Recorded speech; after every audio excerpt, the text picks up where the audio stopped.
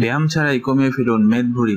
মেদভুঁড়ি ঠেকাতে যা করবেন: নিয়মিত ব্যায়াম করছেন, তেল চর্বিযুক্ত খাবারের আশেপাশেও ঘেঁষেন না, খুব ভালো কথা। কিন্তু তারপর টি শার্ট পরলে বা ছবি তোলার সময় নিঃশ্বাস বন্ধ করে থাকেন আপনি। কারণ একটাই, মেদভুঁড়িটা প্রকট না হয়, কিন্তু মেদভুঁড়ি যেন এক নির্মম সত্য যা ঢেকে রাখা কঠিন।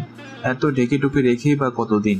কেবল দেখতে বেখাপ্পা লাগার কারণেই নয়, মেদভুঁড়ি ক্ষতিকর নানান কারণে। তাই কি করলে মেদভুঁড়ি হবে না সেটা নিয়েই ভাবুন। থাকলো তেমনই কিছু পরামর্শ।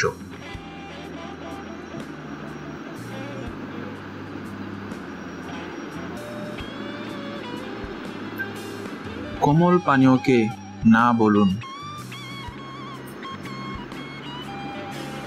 পরামর্শটা শুনে কোমল পানীয়র তৃষ্ণা বোধ হয় আরো বেড়ে যায়। না হলেও এটা থেকে দূরে থাকা এত কঠিন কেন?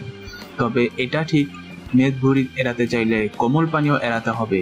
এমনকি অল্প ক্যালোরির কোমল পানীয় আপনার বিপাক প্রক্রিয়া ধীরগতির করে দেয়, শরীরে মেদ জমাতে সাহায্য করে।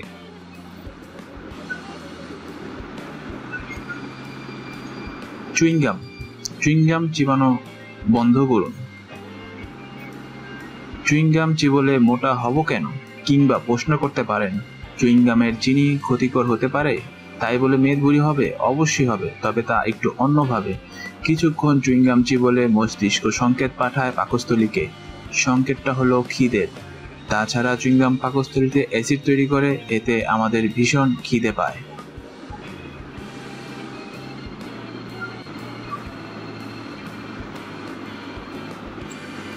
লবণ লবণ কম খান।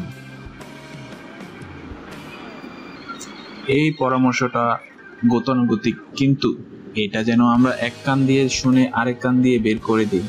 তাই পরামর্শটা বারবার মনে করিয়ে দেওয়াই জরুরি। খাদ্য তালিকাটা যেন আপনার আলোনি হয়ে ওঠে।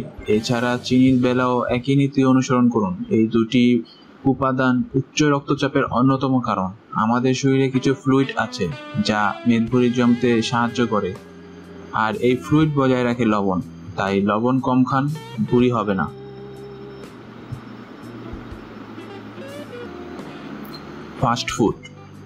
ফাস্টফুডকে রাখুন আপনার তালিকার লাস্টে।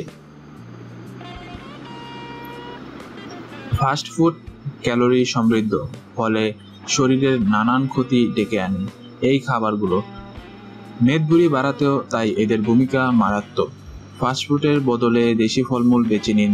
একেবারে না পারলে ধীরে ধীরে এই অভ্যাস রপ্ত করতে পারেন।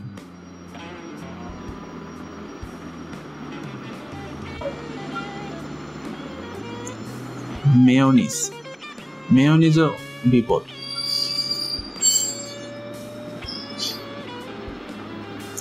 ফাস্টফুডের সঙ্গে মেয়োনিজও চলে আসে আমাদের খাদ্য তালিকায়। খাবারের স্বাদ বাড়াতে এর জুড়ি নেই, কিন্তু এর 80%ই চর্বি। ফলে মেদভুঁড়ি বাড়াতে এর ভূমিকার কথা ভাবুন একবার। মেয়োনিজের বদলে বেছে নিতে পারেন টমেটো কিংবা বিভিন্ন সবজির সস।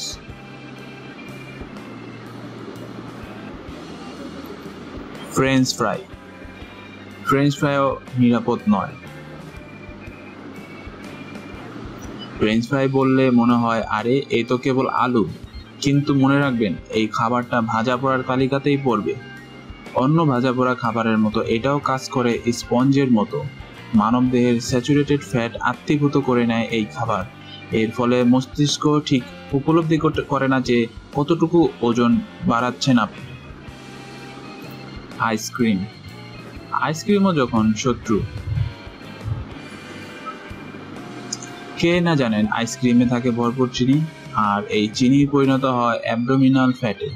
তাই বেশি আইসক্রিম মেদভুঁড়ির জন্য ভীষণ ক্ষতিকর।